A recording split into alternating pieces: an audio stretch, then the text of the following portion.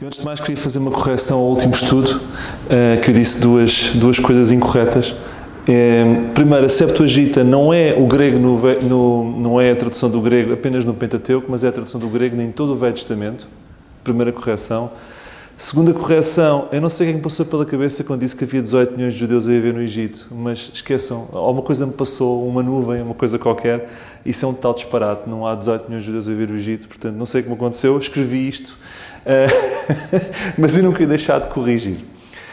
Bom, no último estudo, nós vimos 400 anos em 40 minutos, nós hoje vamos ver 3 livros em 40 minutos. Assim Deus me ajude. E agora vocês vão me perguntar, mas porquê é que tu juntaste Mateus, Marcos e Lucas?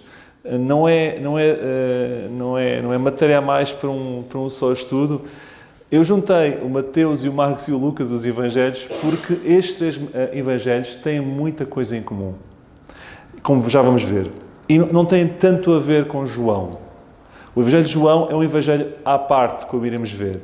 Mas Mateus, Marcos e Lucas têm muito a ver na sua estrutura. Apesar de apontarem para diferentes perspectivas do Senhor Jesus, entre eles existe uma unanimidade estrutural na forma como estão concebidos, como vamos ver. E por isso fazia todo o sentido analisá-los em PEC de 3. Ok?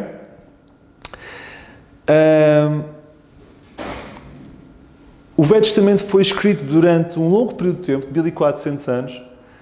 Já o Novo Testamento foi escrito durante um período de uma vida útil. E, portanto, eu quero que percebam bem as proporções de tempo. Ok? Aquilo que o Velho Testamento anuncia, os Evangelhos exemplificam. Todas as profecias, ou grande parte das profecias que o Velho Testamento apontava, o Novo Testamento vai autenticar. Nomeadamente, sobretudo os Evangelhos. Não as cartas de Paulo, porque as cartas de Paulo eram um mistério. Okay? Não tem nada a ver com o Velho Testamento na questão da autentificação daquilo que era profetizado no Velho, porque ninguém sabia que as cartas de Paulo seriam escritas. Mas os Evangelhos não, os Evangelhos vão autenticar muito do que era profetizado no Velho Testamento. E por isso, já o Agostinho dizia que os Evangelhos estão contidos no Velho Testamento e o Velho Testamento é explicado nos Evangelhos. E isso faz sentido. O Evangelho, ou melhor, os Evangelhos estão contidos no Velho Testamento, está subrepticiamente colocado os Evangelhos no Velho Testamento e o Velho Testamento depois é explicado em grande medida, não totalmente, nos Evangelhos. E, portanto, há uma coisa que eu sei, é que todos os 39 livros que vimos até agora apontam para o evento fundamental dos Evangelhos, que é Jesus Cristo. Aliás, o tema fundamental da Bíblia é Jesus Cristo. De Gênesis a Apocalipse. Isto é a introdução, hein? Eu não acabei. Nenhum dos Evangelhos nos dá um retrato completo do Senhor Jesus. Mateus não nos dá um quadro completo. Marcos não nos dá. Lucas não nos dá. João não nos dá. Mas os 4 dão. Porque cada um aborda o Senhor Jesus de formas diferentes. Ok? Eu quero-vos dizer que mesmo os 4 não dão o resultado. A imagem que eles dão é muito pálida. Eu cito João 20:30, que diz, apesar de não estudarmos João, eu vou citar porque é importante. João 20:30. Jesus, pois, operou também em presença de seus discípulos muitos outros sinais que não estão escritos neste livro. E depois acrescenta, em João 21:25, há, porém, ainda muitas outras coisas que Jesus fez. E se cada uma delas, ou se cada uma das quais fosse escrita, cuide que nem ainda o mundo todo poderia conter os livros que se escrevessem. Ou seja, ele vai muito mais além. Ele diz assim, não só o meu livro não conta tudo, se juntássemos todos os livros possíveis, ainda seriam poucos para contar o que Jesus fez. Ele é bastante claro. Ele disse assim, mas não pensem que Mateus, Marcos e Lucas contam. Mesmo juntando esses e todos que pudessem imaginar, aquilo que Jesus fez extravasou. Ok? É curioso, a Bíblia fala-nos muito pouco dos primeiros 30 anos do Senhor Jesus Cristo. Ok? O Senhor Jesus é conhecido pelos últimos 3 anos e meio. Pelos últimos 10% da sua vida. E, portanto, aquela história da estátua, eu encontro aqui com substância bíblica para poder dizer aquilo que o homem da estátua dizia. Ninguém se lembra do Senhor Jesus Cristo por ser carpinteiro. O Senhor Jesus deixou um legado por ser carpinteiro? Não. Mas foi o que ele fez durante 30 anos. Ele deixou um legado por aquilo que ele fez nos últimos 3 anos e meio. Nos últimos 10%. Agora, vocês poderão dizer assim, ok, eu quando souber quando é os meus últimos 10%, eu esforço-me. Nós não sabemos quando é que morremos. Portanto, nós devemos trabalhar todos os dias como se estivéssemos a viver os últimos 10%. Porque a forma como terminamos determina o legado que deixamos. O Senhor Jesus deixou o legado que deixou pelos últimos 10%. Ok? A palavra Evangelho, no original grego, significa boas notícias, como sabem. Portanto, o resumo dos Evangelhos é este. É um conjunto de boas notícias sobre o Senhor Jesus Cristo. De forma muito simplista, é isso que eu posso traduzir dos Evangelhos para a humanidade. Os primeiros 3 Evangelhos são considerados pelos estudiosos Evangelhos sinóticos. O que é que isso significa? No grego, a palavra sinótico significa com a mesma visão. Sino, com a mesma ótico visão. Porque todos eles, ainda que com pormenores diferentes, estão feitos com o mesmo foco e com uma estrutura equivalente. E por isso são considerados evangelhos sinóticos. O Evangelho de João não está neste bolo. E por isso fazia todo o sentido, como irão perceber hoje, ou melhor, vocês saberão, eu vou-vos esclarecer, ou pelo menos vou iluminar, porque é que estes evangelhos devem ser estudados de uma forma conjunta. Porquê 4 evangelhos? Porquê que, quer dizer, não sei, Deus tem os seus pensamentos, quem sou eu, mas eu na minha limitação tento perceber porquê 4 evangelhos. E eu gosto de música e isto faz lembrar aqueles concertos com um quarteto de cordas, não é? E cada viola toca de forma diferente, mas todas elas fazem melodia, não é? Mas pegamos um exemplo bem mais simples, imaginem uma moldura. A moldura tem geralmente quantos lados? 4. E agora no centro a figura do Senhor Jesus. É cada evangelho como responde a um lado da moldura e os 4 lados apontam para o centro, que é o Senhor Jesus. Indo a introdução um pouco mais adentro, Mateus escreve para uma audiência de judeus. E por isso ele preocupa-se em apresentar Jesus como o rei dos judeus. E começa logo com a genealogia para credibilizar Jesus como o futuro rei, como o futuro Messias. Porque a sua audiência é judeus. Ok? A palavra-chave do Evangelho de Mateus é cumprir, ou que se cumprisse. 1:22, se lerem, estamos no capítulo 1, versículo 22. Tudo isto aconteceu para que se cumprisse. O cumprir, o que se cumprisse, a concreção de profecias, a credibilização de Jesus como Messias, como o Rei dos Judeus, é o tema central do Evangelho de Mateus. Marcos, isto é apenas o resumo, eu não entrei em cada um, mas eu vou acabar em horas decentes. Marcos escreve para uma audiência romana, sobretudo, e apresenta Jesus como um servo obediente. A palavra-chave do Evangelho de Marcos é logo e i. Sim, i. Vamos ler daqui a bocadinho. Mas eu cito apenas Marcos 1, 20 e 21. E logo os chamou, e eles, deixando seu pai, Zebedeu no barco, os jornaleiros foram após ele, e entraram em Cafarnaum, e logo no sábado, indo ele à sinagoga, ali ensinava, e logo.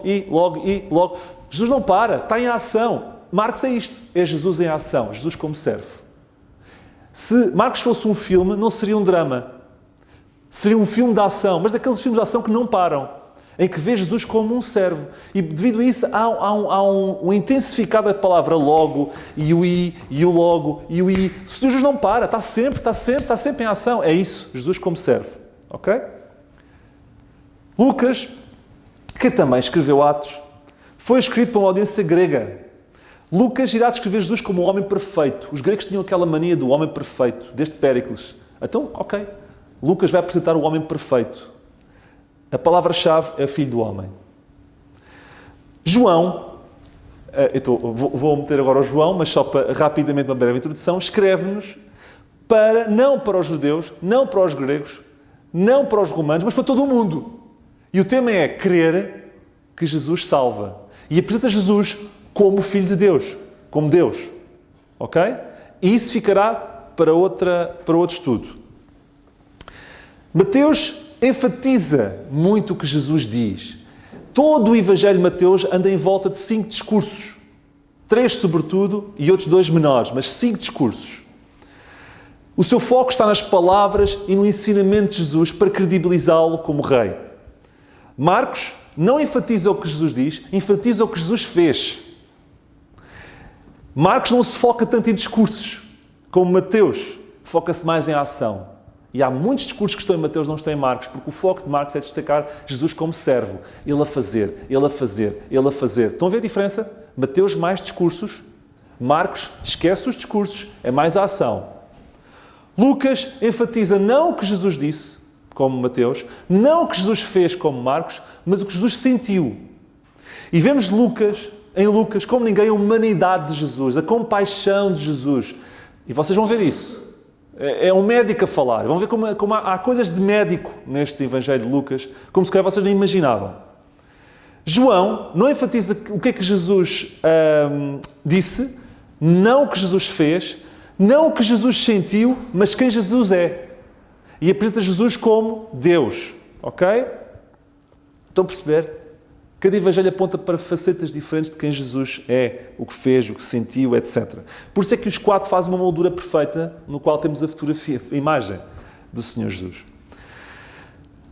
A prova que o Evangelho de João é diferente, termino a introdução com isto, é diferente dos outros 3 sinóticos, é o facto de em João, atenção a isto, além da morte e da ressurreição de Cristo, apenas têm em comum 2 outros eventos que estão presentes nos outros 3. Apenas. Quais?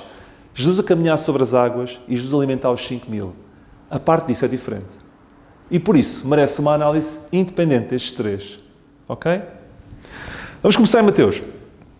Portanto, Mateus, como vimos, escreve para uma audiência de judeus, para que estes percebam que Jesus é o Messias, profetizado desde sempre ao povo judeu. E neste sentido apresenta Jesus como o filho de Davi, o filho de Abraão.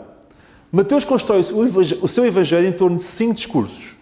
3 principais. O primeiro, o Sermão da Montanha, Mateus 5, 6 e 7.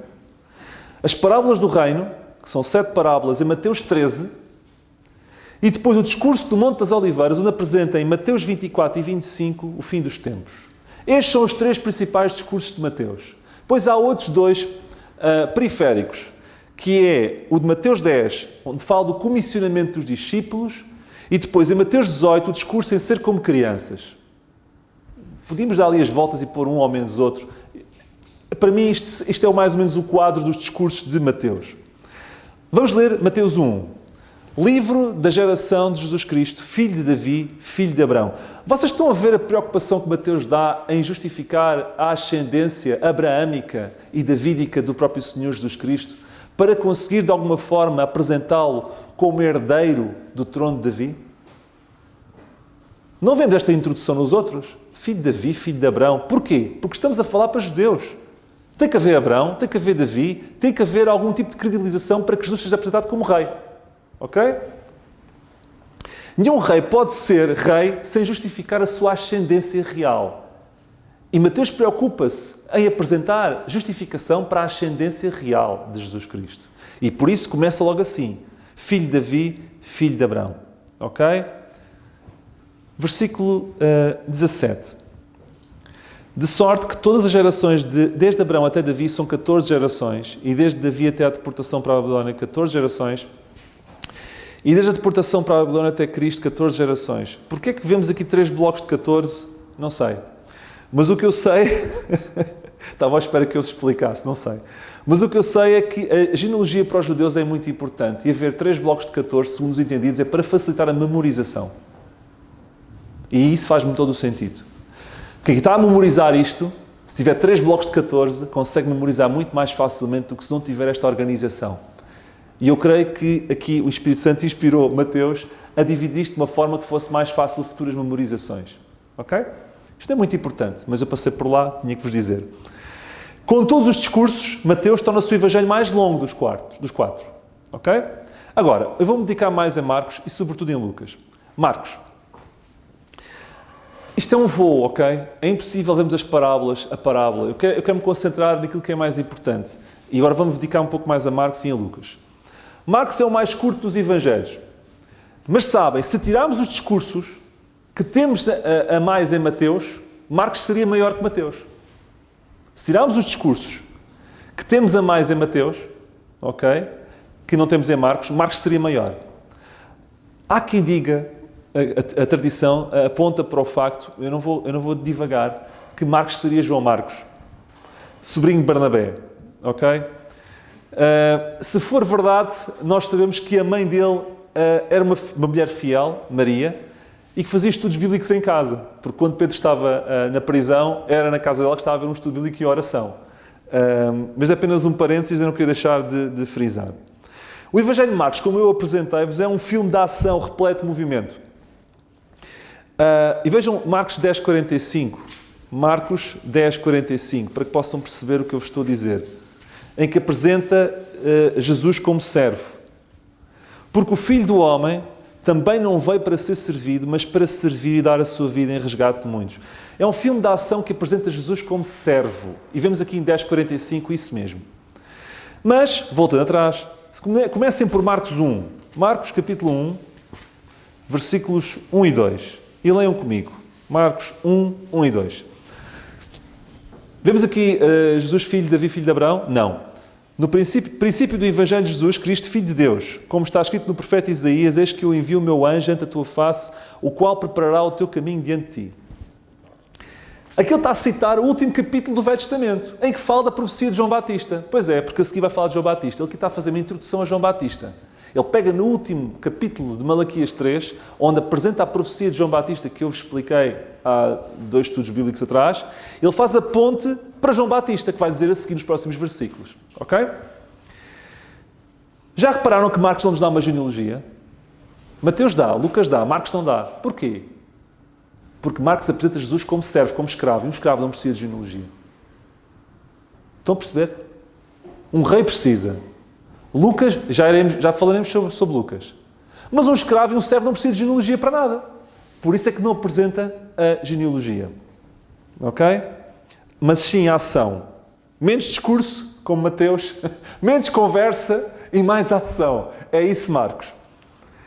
E quanto à ação, eu já vos falei da palavra logo, que aponta para ações imediatas, mas eu quero destacar a palavra e. E agora quero-vos convidar a fazer uma leitura repleta de ação. Leiam comigo, mas agora com olhos de ver, para a palavra e logo, em Marcos 1, de versículos 9 a 14.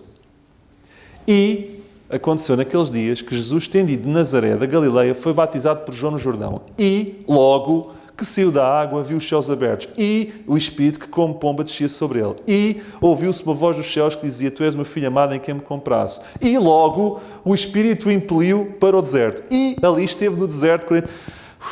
Então, vocês estão a ver? Jesus não para. É o filme da ação. E logo. E depois que João foi entregue à prisão, veio Jesus para a Galileia pregando o Evangelho do Reino de Deus. E dizendo... Estão a ver? E logo, e logo, e conclusão, e depois, e logo. Isto é Marcos.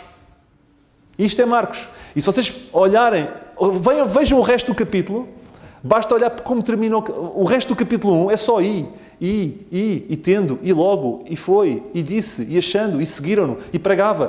Vocês estão a ver isto?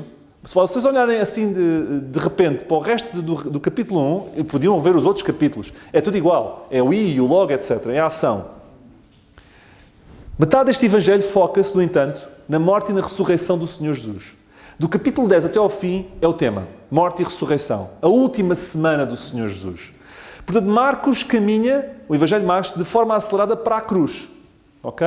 Apesar de ter o i, o logo, etc., apresenta Jesus como servo, é um caminhar muito rápido para a cruz. E existe uma grande dedicação do livro de Marcos para a cruz. Ok? Para a última semana do Senhor Jesus Cristo. Agora, alguma estatística. Se juntarmos os 4 evangelhos, os 4, falta o João, apenas 4 capítulos falam dos primeiros 30 anos do Senhor Jesus. Curioso, hein? Apenas 4 capítulos dos 4 evangelhos falam dos primeiros 30 anos. Já 85 capítulos, que é o resto, falam dos últimos 3 anos e meio. O que dá uma média de 95% dos evangelhos falam dos últimos 10% da vida do Senhor Jesus. Não é curioso? São coisas que se calhar vocês nunca fizeram contas, mas eu vou-vos dar mais algumas. Destes 85 capítulos que se dedicam aos últimos 3 anos e meio do Senhor Jesus, aos últimos 10% da vida do Senhor Jesus, 29 referem-se à semana final do Senhor Jesus. 29 capítulos. Dos 29 capítulos que se referem à semana final do Senhor Jesus, 13 capítulos abordam as últimas 24 horas. Vocês sabem para onde é que os evangelhos estão a caminhar? Sempre para a cruz. E as últimas 24 horas, que são 579 versículos, como veem, como eu vos disse, os 4 evangelhos conduzem-nos para a cruz. Abordemos agora Lucas. E eu vou-me dedicar ainda um pouco mais em Lucas. Nós temos no Evangelho de Lucas a narrativa mais completa da vida do Senhor Jesus. A mais completa. Começa logo pelo relato mais completo do nascimento do Senhor Jesus. O Marcos e o Mateus, segundo os entendidos em grego, têm uma linguagem muito simples. Muito simples. Já Lucas não. Tem uma linguagem grega muito apurada. Nós não percebemos isso porque está tudo traduzido em belo português. Mas quem percebe de grego percebe que havia ali... Quem escreveu Mateus e quem escreveu Marcos não poderia ser ele que escreveu Lucas. Pois não, foram diferentes. A linguagem no grego de Lucas era completamente diferente. Vocês sabiam quem é o campeão de escrita no Novo Testamento? Não é Paulo. É Lucas. Em palavras. Em palavras. Em quantidade de palavras, Lucas escreveu Atos e escreveu Lucas. E se somarmos as palavras escritas de Lucas e de Atos, elas prefazem 27%. E Paulo ficou em segundo lugar com 23% e João com 20%. E Lucas não o podemos menosprezar, ele escreveu bastante e escreveu com muito detalhe. 20 milagres estão registados no Evangelho de Lucas. E destes 20, 7 são exclusivos ao Evangelho de Lucas. 7. Temos 23 parábolas no Evangelho de Lucas e destas 20... Perdão. Temos 23 parábolas e destas 18 são exclusivas ao Evangelho de Lucas. Estão a ver a quantidade? 23 parábolas e 18 são exclusivas a Lucas. Como, por exemplo, o bom samaritano, o filho pródigo. Vocês, se não tivessem Lucas, não tinham estas histórias. Estão a ver a importância de Lucas? Nós temos em Lucas das histórias mais especiais da Bíblia, como a dos 2 discípulos a caminho de Emaús. Só Lucas registra isso. Os outros não. Lucas é o que nos diz mais sobre a natureza da compaixão compassiva do Senhor. Compaixão pelos gentios, pelas mulheres, pelas crianças, pelos pecadores, pelos marginalizados, pelos excluídos. Porquê é que ele o faz? Eu creio que sei porquê. Lucas não era judeu, era gentio. Ele tinha uma visão de fora. E conseguia perceber muito melhor do que os outros quem estava do lado de fora. E por isso, talvez, ele conseguia se colocando no lugar dos outros que não são judeus e são um pouco de fora, ele tinha mais esse foco e analisar a vida do Senhor Jesus Cristo na ótica daqueles que não eram necessariamente aqueles que eram os preferidos. E isso faz-me sentido. Lucas tem outra particularidade única. Ele inclui músicas de adoração que os outros omitem. Como, por exemplo, o chamado Magnificat de Maria, os anjos dando glória a Deus, o cântico de Simeão. Os outros não põem músicas, mas Lucas põe também músicas. Põe cânticos. Até nisso enriquece o Evangelho. Lucas era um médico gentio, que embora cite o Velho Testamento, ele fala mais moderadamente do que Mateus e Marcos. E recorre sempre à Septuaginta, que é a tradução do Velho Testamento em grego todo o Velho Testamento.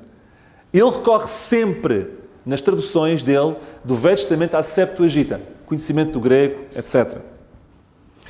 Os primeiros 3 capítulos de Lucas incluem 2 anúncios, um a Maria e outro a Isabel, 2 mães eleitas, Maria e Isabel, e 2 nascimentos antecipados, Jesus Cristo e João Batista. Portanto, ele começa logo a 100. Não é Marcos, mas quase. Lucas 1:1. Leiam comigo. Vocês vão ver algumas coisas sobre o Evangelho de Lucas. Lucas 1:1. Tendo, pois, muitos empreendido pôr em ordem a narração dos factos que entre nós se cumpriram, segundo nos transmitiram os mesmos que os presenciaram desde o princípio e foram ministros da palavra. Pareceu-me também a mim, e versículo 3, conveniente descrevê-los a ti, ó excelentíssimo Teófilo, por sua ordem, havendo-me já informado minuciosamente de tudo desde o princípio. Antes de mais, este nome Teófilo não é um nome desconhecido para vós. Em Atos também temos o Teófilo. Quem era o Teófilo? Não sei. Não sei. Mas há quem diga que ele, como médico, tivesse um senhor. Ele poderia ser o senhor de Lucas, até porque era habitual, no primeiro século, os médicos serem propriedades de senhores, para uso exclusivo de senhores. Ele não era um médico que estava a servir a população, ele servia uma pessoa.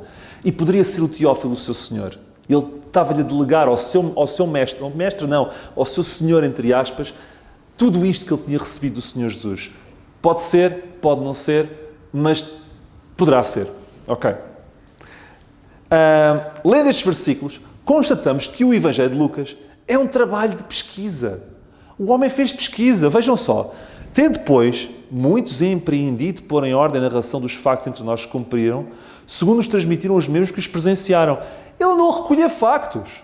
Ele foi buscar testemunhos vivos, foi buscar narrações dos que os precederam. O homem não era só médico, o homem era um estudioso. Ele era um pesquisador. Ele era um Sherlock Holmes da Bíblia. Da vida do Senhor Jesus Cristo, aliás. Ele não se dedicava apenas a recolher aquilo que os outros próximos lhe diziam, mas ele ia investigar. Ele ia ver as narrações, ele ia ver a vida que os outros viveram. Tudo. Tudo. E aqui aprendo uma grande lição. A inspiração divina nunca nega a cooperação humana. A inspiração divina nunca nega a cooperação humana. Vocês podem dizer assim, o Espírito Santo bastava. A pessoa está a investigar para quê? Não, façamos a nossa parte. Deus usa os Mateus, Deus usa os Marcos com a sua linguagem menos apurada no grego, mas também usa os Lucas com o seu grego mais apurado e com a sua capacidade investigativa. Deus usa aquilo que nós temos, Deus usa aquilo que nós somos e depois pega no seu Espírito e faz-nos comunicar o que Ele quer. Mas Ele usa o que nós temos na mão e o que nós somos. Ele não nega, Ele não recusa. Ele usa o que nós temos na nossa mão. Se somos eruditos e queremos servir a Deus, Deus usa a nossa erudição, mas também Deus usa a nossa simplicidade, se tiver que ser, e sermos uns meros pescadores, para fazer a mesma cartas como Pedro também escreveu e era um pescador. Estão a perceber? Deus usa um médico erudito para escrever uma carta, como também Deus pega num pescador e escreve uma carta. Deus não desperdiça o que nós temos, nem o que nós somos. Mas sobre isso, coloca o seu Espírito Santo e que faz comunicar o que Ele quer. Estão a perceber? Portanto, há aquela história de que, não, basta só o Espírito Santo. Não, Deus usa tudo o que nós temos. E se Lucas gostava de pesquisar, Deus usou essa capacidade, essa veia pesquisadora, para ser usada para benefício de outros. Ok? Lucas escreve como médico. Eu vou-vos dar aqui alguns insights interessantes. Escreve como médico? Sim, como médico. Por exemplo, no versículo 2, nós lemos aqui, segundo nos transmitiram os mesmos, narrações de pessoas que relataram factos sobre o Senhor Jesus, que os presenciaram. O quê? Presenciaram factos. No grego, a palavra presenciaram é a palavra que dá origem à autópsia. Curioso, hein? Ele era médico. O que ele quer dizer assim é... O que ele quer dizer é o seguinte... Houve muitos que nos transmitiram factos similares à interpretação que é feita de uma autópsia, com cuidado, com minúcia, perceber o que aconteceu. Estão a perceber? Ele podia usar outra palavra no grego qualquer. Ele usou a autópsia porquê? Porque ele era médico. Ele estava a escrever com a linguagem que ele conhecia. Mas há mais. A palavra ministros, que está aqui no fim, não só aquilo que Lucas utilizou, aquilo que lhe transmitiram, aquilo que foi autopsiado por outros, como recorreu aos que foram ministros, que no grego significa remadores de galé. Não tem nada a ver com médico, David. E agora que são parênteses. A gente pensa que os ministros são os que estão lá em cima do bomba para os outros a remar. Não, os ministros são aqueles que remam na galé. São os servos. E aqui a palavra no grego ministros é equivalente a remadores de galé. Ok? Não vou entrar por aqui, era outra mensagem. Mas o que eu vos quero dizer é que também pode ser traduzida esta palavra por estagiário de medicina.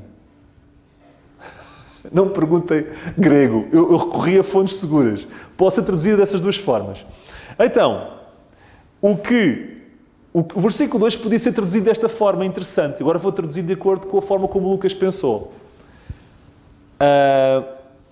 Ele está a dizer aqui que recorreu a pesquisadores e a estagiários do grande médico. Ele recorreu para fazer o Evangelho de Lucas a pesquisadores, aqueles que autopsiaram, e a estagiários são os pregadores, os estagiários do grande médico. Estão a ver? O Lucas a utilizar a linguagem de medicina na escrita. Eu acho isto interessante. Além disso, nós temos mais curas em Lucas do que em Mateus e Marcos juntos. Se isto não é a visão de um médico, eu não sei o que é. Há mais curas em Lucas. O que é que isto tem a ver com a Bíblia? Tem muita coisa a ver. É importante a gente saber estas coisas. Perceber porque é que as coisas acontecem. Há mais curas em Lucas do que em Mateus e Marcos, porque é um médico. Lá está. Deus usou o médico e usou as paixões do médico. Se o médico gosta disto, vamos usar o médico. Deus usa aquilo que nós temos. Por exemplo, Vou-vos dar um exemplo. David, estás a exagerar. Estou. Leiam comigo o versículo 41 do capítulo 1. E aconteceu que, ao ouvir Isabel a saudação de Maria, a criancinha saltou no seu ventre. E Isabel foi cheia do Espírito Santo. Mas estão a ver Mateus e Marcos a escrever isto? Que a criancinha saltou no ventre? Isto é coisa do médico. O médico é que se preocupa com estas coisas. A criancinha saltou do ventre e registra. A criancinha saltou do ventre. O Mateus e o Marcos, se calhar, ouviram isto, mas não deram importância. Porque não tinham esta visão, não estavam focados para aqui. Isto é a visão de um médico a escrever. A criancinha saltou do ventre. E por aqui aprendemos outra lição muito importante. É que uma criancinha já é criancinha dentro do ventre. Não precisa de sair para ser criancinha. Não é feto que saltou dentro do ventre. Foi a criancinha que saltou. Já existe com identidade. Para aqueles que acham que a mulher é que tem que se decidir, percebam, não vocês, mas quem nos ouve e outros, que a criancinha já é criancinha quando está dentro do ventre. Dito por Deus. A criancinha tem identidade já dentro do ventre. Já salta, já é criança dentro do ventre. Não é feto. Mas eu não podia deixar de passar por aqui. Mas estão a ver? Criancinha salta dentro do ventre. O Lucas. Recordam-se do que vos disse que Lucas escreveu para os gregos? Nesse sentido, a expressão filho do homem não é por acaso. Ele estava a tentar definir o típico de homem, o homem ideal, que só acontece e só se verifica em Jesus Cristo. Agora, interessante, Lucas no capítulo 3 tem uma genealogia. Não no capítulo 1, mas no capítulo 3. E leva-nos também de Jesus, do rei David até ao Senhor Jesus. Mas na genealogia, no versículo 23 temos o início da genealogia. Na genealogia, ele ignora Salomão e faz um desvio por outro filho de Davi, Natã. Nunca pensaram nisso? Porquê? É que ele ignora Salomão e faz um desvio por outro filho, por Natã, para chegar a Davi. Porque é que Deus deixou-nos dois caminhos diferentes para Davi? Porque a genealogia de Mateus é de David e a linhagem real toda de David até José. Linhagem real. Já vão perceber o que eu quero dizer. Linhagem real. Toda. Mas a genealogia de Lucas não tem a linhagem real. É paralela até David, mas não passa pela linhagem real toda. Porquê? Porquê? Deixem-me só apanhar isto. A genealogia de Mateus apresenta toda a linhagem que vai desde David até José. José, de facto, era da linhagem de David e da linhagem real de David. Ok? A genealogia de Lucas justifica a linhagem davídica de Maria.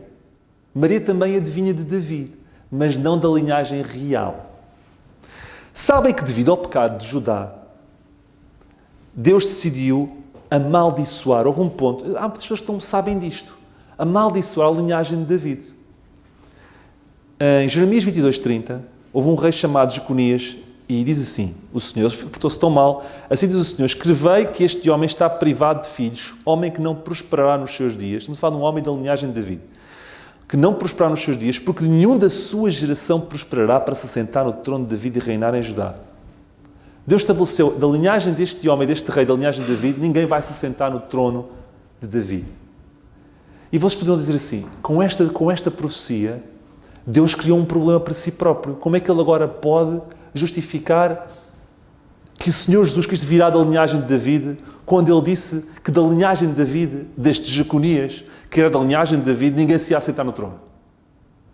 Deus criou um problema. Neste momento estávamos a ver o diabo a esfregar as mãos. Eu consegui comprometer a linhagem de David. O Messias já não nasce da linhagem de David. Bem, sei o que é que Deus fez. Deus tirou um coelho da cartola. Deus surpreendeu todos. É verdade. José era essa linhagem amaldiçoada. Por isso é que José não fez nada. O nascimento foi virginal. Mas, paralelamente, fiz com que Maria também tivesse a linhagem de David, mas não por essa linha amaldiçoada, por uma linha paralela que vai ter até David. E com isso, ele conseguiu cumprir a profecia que da linhagem de Jeconias não nasceria o Messias e, simultaneamente, que o Messias viria da linhagem de David, mas pela via da mãe Maria. Não sei se me faço entender. Estou com uma cara muito séria. Eu vou voltar a explicar-vos. Nós temos duas linhagens. Temos duas linhagens. Temos a linhagem davídica real. David, Salomão, etc. Jeconias. Este indivíduo foi a barreira. A partir daqui não vai nascer ninguém que vai ocupar o trono de David. Ok? Essa linhagem, que tem esse problema, foi dar a José. Mas José não interferiu no nascimento de Jesus, porque o nascimento foi virginal. Certo? Portanto, Jesus não veio dessa linhagem proibida. Portanto, não houve uma contradição da profecia. Estão-me a acompanhar? Simultaneamente, Maria também vem de David, mas não dessa linhagem, uma linhagem paralela.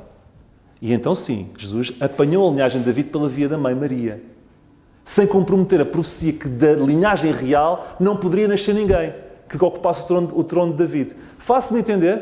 O que é que eu posso concluir daqui? Que quando nós achamos que existe um novelo, Deus consegue desembaraçá-lo. Quando nós achamos que está tudo estragado e o diabo esfrega as mãos, Deus consegue de repente criar uau! E surpreende toda a gente. O nascimento virginal não foi só necessário para ser espetacular, foi necessário para que houvesse consistência de profecias. E isto é muito importante. O nascimento virginal, se não acontecesse, não se conseguia resolver este problema de compromisso face àquilo que Deus tinha dito. Não sei se me faço entender. E Lucas explica-nos isso. Tal como em Mateus e Marcos, Lucas obedece à mesma construção temática. Mateus, Marcos, Lucas, estão todos feitos da mesma forma. Primeiro vemos o ministério do Senhor na Galileia, depois o ministério na Judeia e depois a parte final da sua vida, que é a morte e a ressurreição e o que se passou depois. Mateus, Marcos e Lucas é tudo assim, sempre assim. Em Lucas, neste caso, temos do capítulo 1 a 9 ministério na Galileia, do 10 ao 19 ministério na Judeia e os últimos capítulos falam da última semana antes da crucificação e eventos seguintes. E estou a terminar. Estou mesmo a terminar. Eu gosto muito das histórias que estão em Lucas, sobretudo dos discípulos a caminho de Emaús. Agora eu vou terminar com esta história.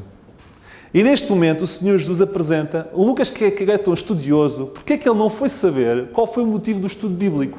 Porque o Senhor Jesus, vemos em Lucas 24, 27, diz assim: e começando por Moisés e por todos os profetas, o Senhor Jesus explicava-lhes o que dele, de Jesus, se achava em todas as Escrituras, do Velho Testamento. Estava a fazer um estudo bíblico. Onde é que Jesus está no Velho Testamento inteiro? Lucas. Se eu estivesse com o Lucas, disse: Lucas, tu recorreste tanta gente, tanta coisa, descobre-me qual foi esse estudo bíblico. Esse é que era um bom estudo bíblico. Ora, este está um estudo que eu gostava que Lucas tivesse informado, mas destaco aqui algo dito por o Senhor Jesus. O tema do Velho Testamento, dito não por Lucas, mas pelo Senhor Jesus, é Jesus Cristo. Porque Jesus Cristo explicou àqueles dois homens o que não sabiam o que estava a acontecer. Estão surpreendidos. Porquê? Então o Velho Testamento só fala do Senhor Jesus? Nós temos noção disso, que o Velho Testamento aponta sempre ao Senhor Jesus. Foi isso que Jesus disse e é isso que temos visto sempre. Sempre. E não só o Velho, mas também o Novo. E por vezes não temos a noção disso. É isto que eu tinha para apresentar. Espero que... Eu gostava de ter abordado algumas passagens dentro dos Evangelhos, mas senão eu não conseguia ter tempo. E era importante ter esta visão muito superficial dos três Evangelhos. Que o Senhor nos abençoe.